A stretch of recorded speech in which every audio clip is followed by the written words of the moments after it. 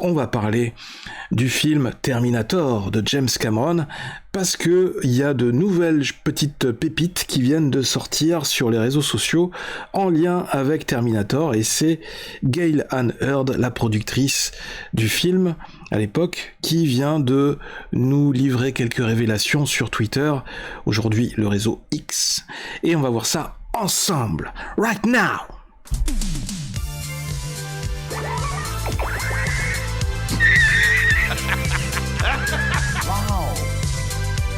C'est toute l'histoire de ma vie. Plus besoin de coquillage. Parlera en présence de ton avocat. Toc toc. Vous savez que vous avez un problème de comportement. Ah! S'il peut saigner, on peut le tuer.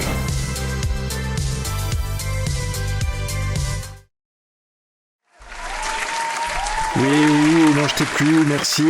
Bonjour à tous, bienvenue sur la TV 42, et surtout bravo à vous, les viewers de la TV 42, les abonnés, parce que c'est vous qui faites le succès aussi de la chaîne, c'est grâce à vous que la TV 42 est en train de monter petit à petit sur YouTube. On a des nouveaux abonnés là depuis quelques jours, depuis quelques semaines.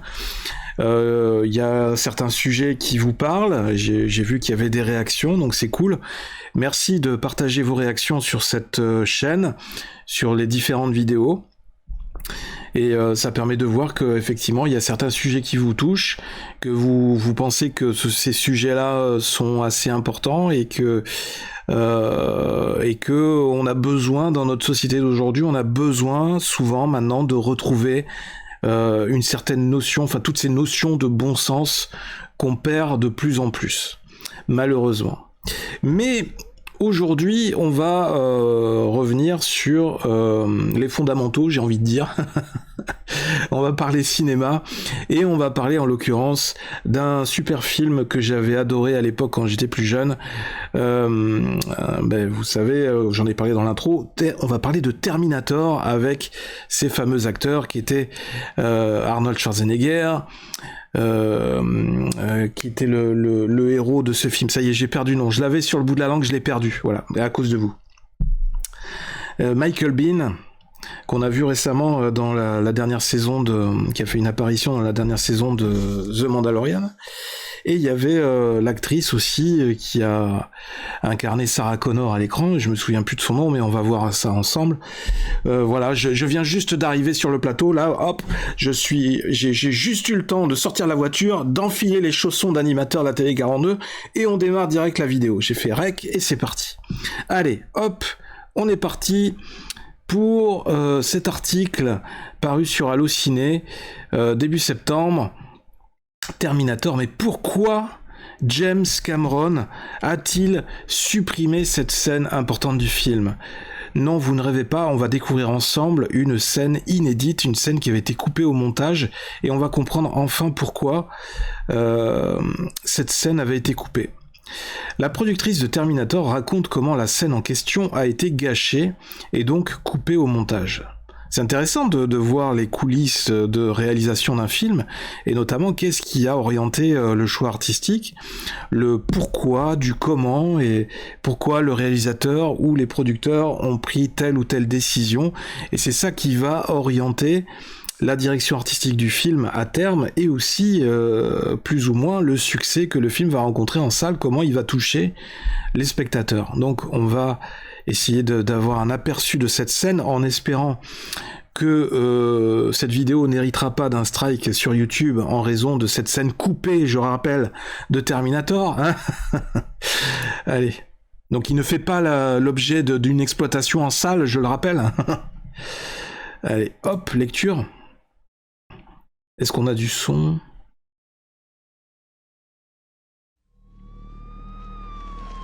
In this city, donc ça c'est la bande-annonce. under cover of darkness, someone is stalking Sarah Connor. Quelqu'un traque Sarah Connor. Mais si j'avance un peu, est-ce qu'on peut avoir accès à la scène coupée ? An adventure unlike anything you've ever... Une aventure inédite, quelque chose que vous n'avez jamais eu la chance de vivre. Et j'espère qu'on n'aura jamais la chance de la vivre dans le futur, qu'on ne connaîtra jamais l'apocalypse des robots. qu'on ne sera jamais remplacé par l'intelligence artificielle. Je pense que c'est sur un autre lien qu'on va voir, on va pouvoir voir la vidéo qui a été coupée au montage. On va regarder ça. Gail Ann Hurd, The Walking Dead. Ah oui, c'est vrai qu'elle produit aussi la série The Walking Dead. Productrice de la franchise Terminator, révèle que, un succès en amène un autre, hein, évidemment, révèle que la scène clé que le réalisateur James Cameron a coupée du film culte de 1984 a été supprimée parce que les financiers du film les ont obligés à y inclure leurs amis, ce qui a tout gâché. Et oui, ce fameux copinage que on critique souvent ici pour la France, eh bien, est aussi pratiqué outre-Atlantique par nos amis américains. Et ça fait tout de suite ça fait tout de suite un peu différent, un peu bizarre quand tu vois que ça arrive même dans des grands films comme ça, où le réalisateur ou le producteur sont un peu tiraillés et ont quelques personnes qui font pression pour faire jouer leurs copains ou les amis ou les gens de leur famille dans un film. Mais malheureusement, je pense que c'est un peu monnaie courante, même dans le cinéma français. Chacun essaye de placer ses amis ou de placer des membres de sa famille, parce que le cinéma, quelque part, c'est l'industrie du rêve, ça fait toujours rêver les gens, et tout le monde rêve de pouvoir travailler, de faire carrière dans le cinéma grâce à un succès inopiné, un succès totalement surprise dans un film. Comme le rapporte The Hollywood Reporter, la productrice scénariste s'est rendue mercredi sur X, anciennement Twitter, pour partager la scène en question qui montre comment Cyberdyne Systems, la société responsable du développement de Skynet, a obtenu finalement la puce informatique des Terminators et ce qui va déclencher ensuite tout le processus de développement d'intelligence artificielle, la prise de pouvoir des machines sur les humains pour arriver à cet apocalypse nucléaire où les Terminators ont pris le contrôle de la surface de la Terre sur les quelques survivants humains. Donc là, c'est le tweet, on va y aller sur le tweet de Gail Ann Hurd par la suite. Tiens, d'ailleurs, il est là. The Terminator financier John Dalis, Dale Films had an output deal with Orion Pictures, but hadn't yet made a hit that changed with our film and Platoon. Donc en fait, c'était un deal qu'ils avaient trouvé avec un producteur, un de leurs financeurs, qui n'avait pas encore eu de gros succès, de succès notable au cinéma, et qui avait essayé qui avait tenté le coup un peu de placer des contacts à lui dans le film. Donc c'est dans cette scène de fin du film que normalement juste après que le Terminator ait été écrasé par les machines de la fonderie de la fameuse presse, c'est le seul moyen que le héros a trouvé pour se débarrasser du Terminator qui le poursuivait jusqu'à la mort. Et donc en fait c'est dans cette usine qu'on a l'équipe de la police et l'équipe d'investigation qui arrivent sur les lieux du crime pour essayer de retracer un peu le parcours du criminel, qui est le Terminator, et des personnes qui étaient poursuivies. Et en fait c'est là qu'on a des personnes, notamment des scientifiques et certainement des personnes de Cyberdyne qui tombent sur cette fameuse puce qui est un des restes du Terminator sur place et qui va leur permettre par la suite d'amorcer tout le processus de développement de l'IA, puis ensuite pour aboutir finalement à l'apocalypse nucléaire où les machines vont prendre le pouvoir sur les humains. Donc si on revient sur le tweet, they insisted we use financial friends and not actors in this scene.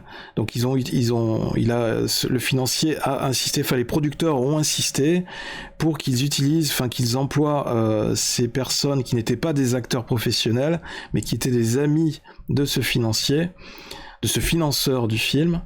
Et pour qu'ils les utilisent, qu'ils les emploient dans cette scène de fin, ce qui a, selon elle, totalement ruiné la fin du film. Et c'est pourquoi cette scène, qui est assez importante et qui a des conséquences après pour les films de suite, Ben c'est pourquoi cette scène n'apparaît pas. Et ce qui est un petit peu... Alors après, je pense que le public s'en est accommodé, et moi, j'avais pas ressenti le besoin d'avoir cette scène, puisque je m'en suis très bien porté pendant 20 ans, pendant 30 ans plus tard, et avec les suites Terminator 2, Terminator 3, et c'était pas une scène forcément cruciale pour la compréhension du reste. Toujours est-il que c'est intéressant de savoir que comment c'est pas... J'ai un moucheron qui m'embête. Ça doit être... Alors je voudrais juste préciser que sur le tournage, l'enregistrement de cette vidéo, j'ai eu un souci, c'est peut-être une revanche des machines et de l'intelligence artificielle qui ont compris que de quel sujet j'étais en train de parler. Ça doit être un sujet assez sensible parce que j'ai eu une coupure inopinée de OBS, et donc j'ai dû tout redémarrer. Donc il y aura un petit cut, il y aura un petit peu de montage sur cette vidéo. Mais voilà, c'est juste pour rappeler, c'est pour les archives pour plus tard. Hein. Parce qu'il faut pas être complètement naïf dans cette histoire. Donc ce tweet était la suite d'un précédent tweet qu'elle avait posté sur le 30 août sur Twitter. If enough people are interested, I could be convinced to explain the real reason why it was deleted. Si suffisamment de personnes sont intéressées pour le savoir, je pourrais être décidé à vous expliquer en public ici la vraie raison pour laquelle cette scène a été supprimée.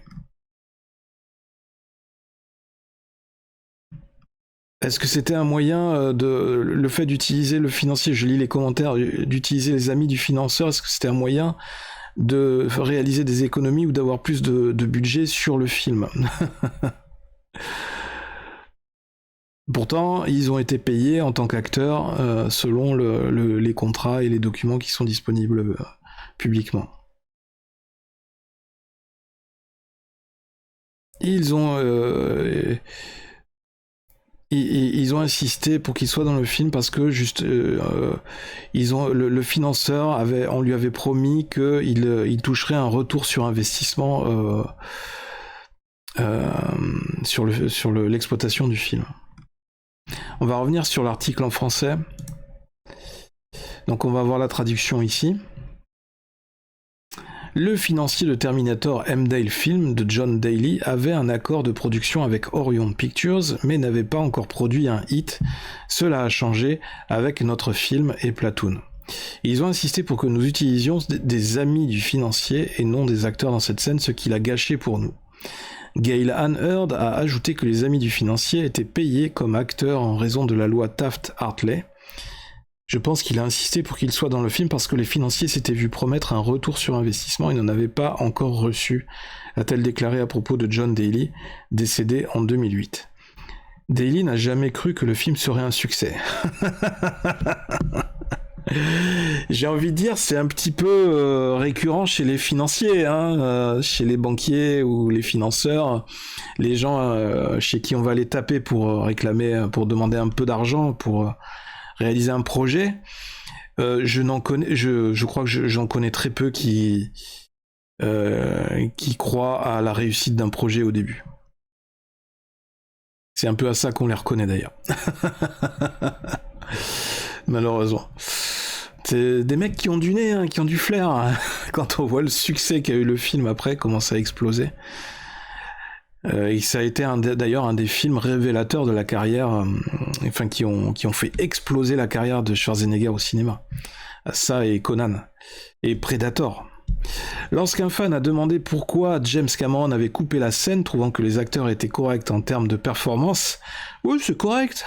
La productrice avait répondu « Jim, heureusement, n'a jamais été satisfait de juste bien, même à l'époque. » Vous le savez, Terminator a connu un énorme succès, ouvrant la voie à 5 suites, avec des suites pas forcément... je pense que ça s'est arrêté après Terminator 2. Les suites après... j'ai toujours été un peu mitigé, je trouve que ça a été reçu de manière assez modérée par les fans.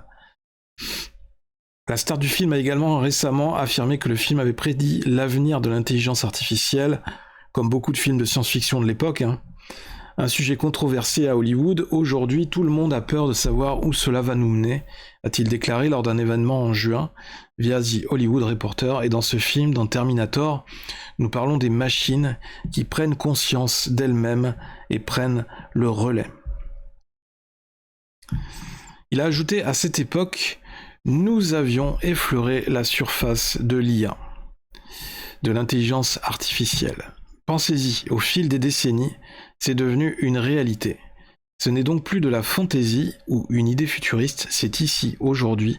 Voilà donc l'écriture extraordinaire de Jim Cameron. Terminator 1984, réalisé en 1984, les petits amis. Ça fait penser à le film 1984, encore une fois une dystopie, un film d'anticipation sur les événements que l'on vit aujourd'hui, film d'Orwell 1984. Alors, Cyberdyne System, je crois que c'est ça, c'est la vidéo en question, on va la regarder. Elle est disponible sur YouTube, donc si ça vous intéresse, je mettrai les liens dans la description de la vidéo. Ça dure même pas 1 minute. Voilà la fameuse scène. Yeah. Où il trouve la puce électronique sur le sol. Juste à côté de la machine où a été détruit le Terminator. What's that? Microcomputer chassis. But I never saw stuff like that anywhere. Weird. Jap stuff maybe. Get it down to R&D. Du matériel japonais. Good idea. Ah, et voilà, comment c'est passé comme une lettre à la poste. Les mecs, ils ont subtilisé la puce. Pendant que Sarah Connor est conduite à l'hôpital. Voilà, voilà, vous avez vu la scène coupée. Est-ce qu'on a des commentaires ? Non, il n'y a pas eu de commentaires. Moi, je trouve que c'est intéressant, ce genre de scène. Peut-être voir au ralenti, on va revenir. Est-ce que ça va très vite ? Vitesse 0,5. Voilà.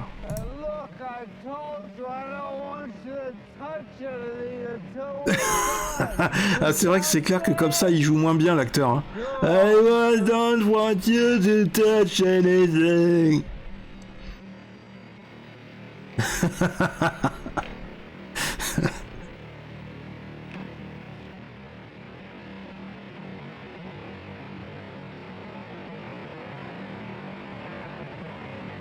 What's that?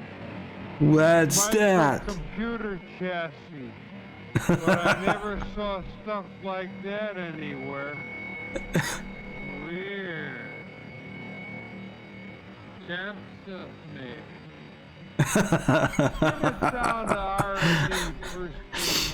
J'ai trouvé la faille, j'ai trouvé le point faible. Je comprends finalement pourquoi ils ont pas pris cette scène. Les acteurs jouent vraiment trop mal, quoi. Quand on met la vitesse à 50%, mais les mecs jouent vraiment trop mal, quoi. C'est pas normal.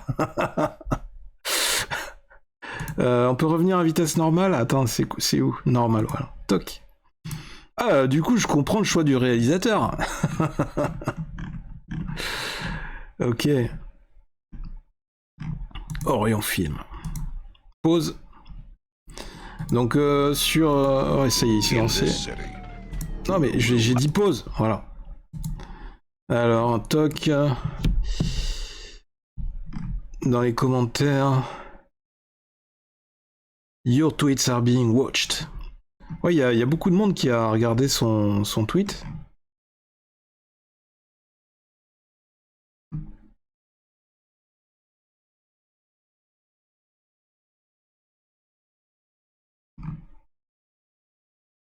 La fin était juste parfaite et Terminator 2 a bien pris le relais ensuite. Donc voilà, enfin... beaucoup de gens pensent comme moi et que en fait le scénario n'a pas beaucoup souffert l'univers du film n'a pas souffert énormément de cette coupure, la coupure de cette scène à la fin du film. Donc c'est un moindre mal, mais c'est toujours rigolo de savoir que voilà, il y a, comme beaucoup de films, hein, il y a souvent beaucoup plus de rush, il y a beaucoup plus de scènes qui sont filmées que nécessaires. et il va y avoir un choix artistique qui va être fait à la fin, et c'est vrai que quand tu fais de la réalisation de vidéos ou de films, tu te poses toujours cette question à la fin du film, comment tu vas terminer ton film, et est-ce que c'est mieux de laisser le spectateur sur sa faim, de ne pas trop lui en révéler à la fin, ce qui pourrait donner une fin totalement ennuyeuse, et ne pas donner envie de regarder une suite, ou est-ce qu'au contraire, il vaut mieux en garder sous le coude et mettre une fin qui, un peu comme les séries aujourd'hui, mettre une accroche à la fin, en se laissant une porte ouverte pour pouvoir donner envie aux spectateurs de revenir par la suite quand on sera en mesure de sortir une suite au premier film. Donc ça, c'est une réflexion que chaque réalisateur, je suis sûr,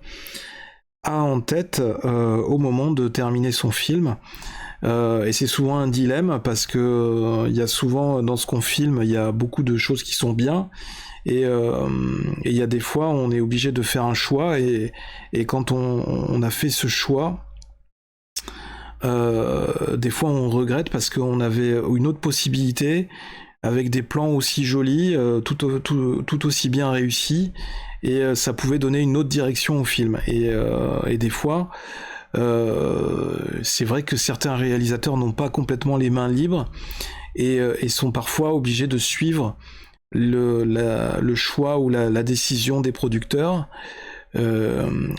suite aux projections test avant la projection officielle, la projection au public. Et des fois ça peut être un peu frustrant pour les réalisateurs, et ce qui donne par la suite ce qui permet de découvrir par la suite, ce qui donne naissance à des versions Director's Cut plusieurs années après, qui sont là du coup des versions totalement réalisées, montées par le réalisateur tel qu'il l'avait visualisé au départ. Donc ça, c'est intéressant d'avoir ces différentes versions. Mais voilà, il faut savoir que tous ces tiraillements, toutes ces influences, tout ça, ça existe quand on monte un projet comme ça avec autant de budget, et qu'on démarre, et que il y a autant d'acteurs qui interagissent sur un projet comme ça, sur un film.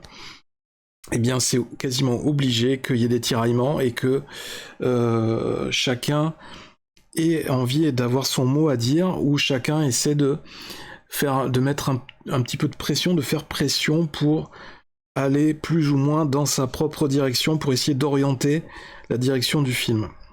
Chacun essaye de tirer la couverture à soi, évidemment, hein. Par contre, quand le film fait un flop total, il n'y a plus personne. Et quand l'argent fait beaucoup d'argent, là, tout le monde vient frapper à la porte, bien sûr, évidemment. Mais en matière de flop, je crois que BHL est bien placé pour nous donner un retour d'expérience. Voilà, c'était DosGeek, merci d'avoir regardé cette vidéo, j'espère que je vous ai appris un petit peu des nouveaux trucs sur Terminator, voilà, que je vous ai appris un petit truc en plus. Ça fait pas, ça mange pas de pain, ça fait pas de mal, et puis on est un petit peu plus cultivé que la veille, donc ça fait plaisir. Merci à vous, n'hésitez pas à liker, à partager cette vidéo, à continuer à vous abonner si vous n'êtes pas abonné encore à cette chaîne, ou si n'hésitez pas à inviter d'autres personnes à venir découvrir la chaîne, pour être toujours plus nombreux dans la communauté de la TV42, de la communauté de la porte blindée, hein, la porte sécurisée de l'abri 42.